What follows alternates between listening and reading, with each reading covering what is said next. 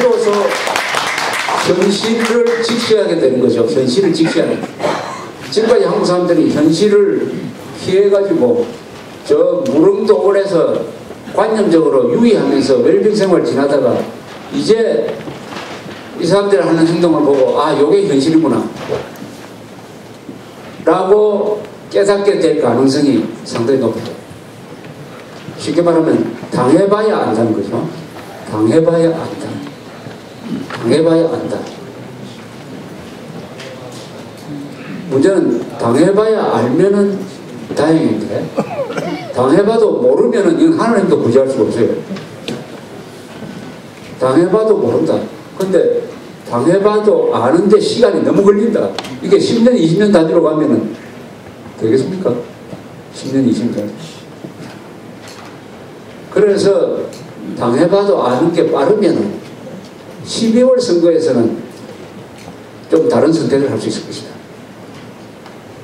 그래서 현실을 직시할 수밖에 없는 상황을 종북 좌익 세력들이 만들어주면은 그게 국민들한테 단기간에 교육 효과를 줄 것이다. 지금 이런 식으로 교육해가지고는 100년 걸리도 한국 사람들이 깨어날 수가 없다고 생각합니다. 6.25가 가장 효과적인 교육장이었습니다. 공산당이 나쁜 놈들이다 하는 것을 가르치는 기간이었습니다. 3년이었어, 3년.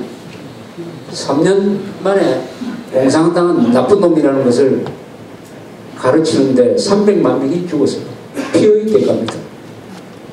피의 대가예요. 300만 명이 죽었기 때문에 공산당은 나쁜 놈이다 하는 것을 알게 되었는데 한국 사람들이 워낙 건망증이 심하니까 그 피를 흘린 약효가 한 40년 되니까 사라지고 80년대부터 다시 공산주의는 좋은 것이다 하는 게 퍼져가지고 오늘까지 왔습니다. 이번에 올 사태가 제2의 6.25 같으면은 그거는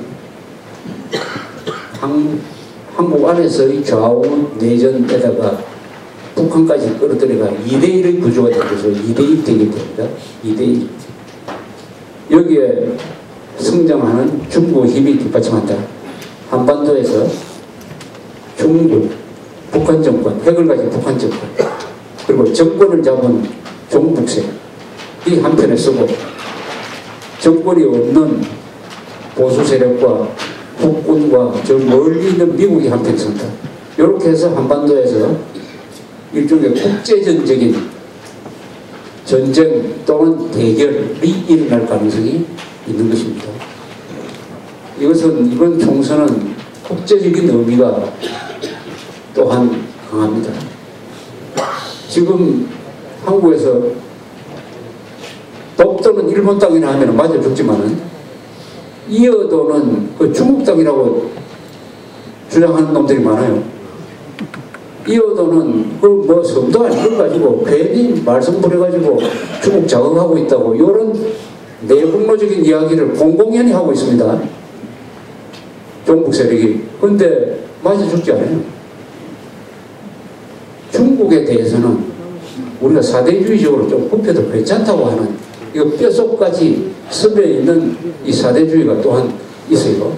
이게 다 종북하고 결탁이 되는 겁니다. 이어도란 섬은 제주도에서 계산하면 한 140km, 저 중국에서 계산하면 200 몇십 킬로가 돼가 우리 영해가 아니죠. 우리 관할 수역 이미 분명하고 이것은 법적인 게 있죠. 1952년에 바로 60년 전에 이승만 대통령이 평화선을 그을 때 이어도를 그 평화선 안에 포함시켜 거 아닙니까? 그러니까 이승만 대통령이 바로 독도하고 이어도를 우리 관할 구역으로 만들어 놔버린 거예요. 얼마나 위대한 지도자냐 하는 것을 지금 알고 있습니다.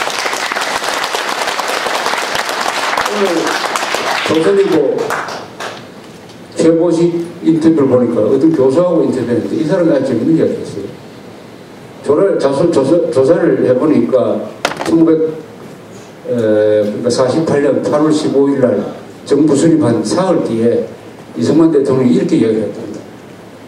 대마도는 역사적으로 우리 땅 힘으로 일본은 돌려줘야 됐다.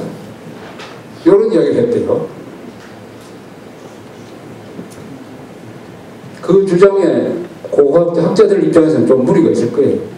이승만 대통령이 왜 그런 이야기 했겠습니까? 그런 이야기 하니까 독도에 대해서는 꿈도 꾸지 마라 하는 이런 이야기 아닙니까? 대마도를 무슨 접수하려는 게 아니라 독도에 대해서 이어도에 대해서 문제 삼은 것 같으면 대마도 차라리 우리 땅에 가면 바로 이게 외교 아닙니까?